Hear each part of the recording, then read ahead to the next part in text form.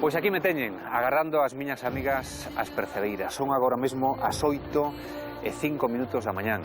Algo intranquilo estou, teño que recoñecer. A ver como remata todo isto. Miña nai querida, na que me metín. Dame un bico para coñecernos, Isabel.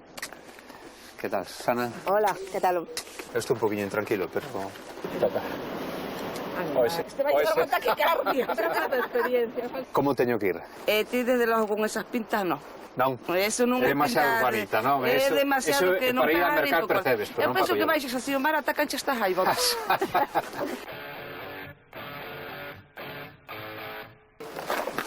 Imos aló. Vexevos xente feliz. Mirade que sonrisas, que maravilla. E van traballar, non va... Cal foi a situación de risco máis grave que viviches? Estábamos salindo dunha pedra con un mar bastante duro e nos colleu as dúas no medio, menos mal que levábamos o que lle chamamos nós as líneas de vida, levábamos un cabo con nós que estaba amarrado á terra e un golpe de mar nos levou as dúas e nos meteu nunha zona de remolinos e de pedras, estuvemos debaixo d'agua as dúas, pois ainda un tempo que se fai moi longo cando estás así. Os percebes temos un pouco, bueno, non que sea unha superstición moi arraigado así, Sí. pero digamos que no mes de Nadal, en diciembre, ti traballas con algo máis de medo porque arriscas máis, asumes máis risco, vale? Entonces é un mes, pois, donde suele pasar máis accidentes. Un dos momentos máis tristes que podemos recordar é a morte dunha compañeira da zona, non? Fai Sí. 2 aniños. Dos Mercedes anos, sí. chamábase? Sí, Mercedes, sí. non? Sempre te sientes identificado, Claro. e bueno, doiche porque eu creo que ningún percebeiro en realidad quixera morrer no mar. Mellor de calquera outra cousa. Imos continuar co noso e a ver como furula isto.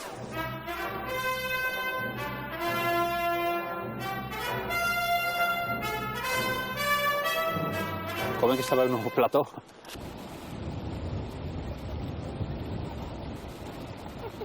Cursiño de percebeiro. Acelerado, Lección 1, acelerado, pero con un poquinho de paciencia, Paciencia sí, pero rápido. Collo a raspa. Forza para baixo e coleando así.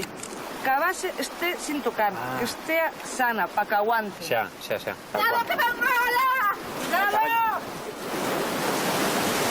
Cantos días vive un percebe ben cortadiño? Aguanto 8 días tranquilamente. 8 días. É un marisco moi forte, moi duro. Bueno, a ver se o consigo, ¿no?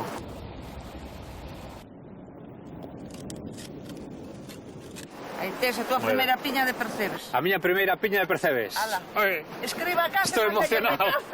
Bueno, Susana, Lala, Isabel e Belén, as irmáns González, graciñas por este cursiño.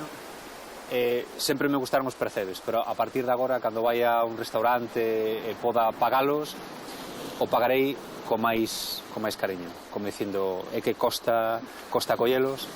E pido solo un favor, que nunca perdades esa sonrisa que dá gusto veros. Irmáns González!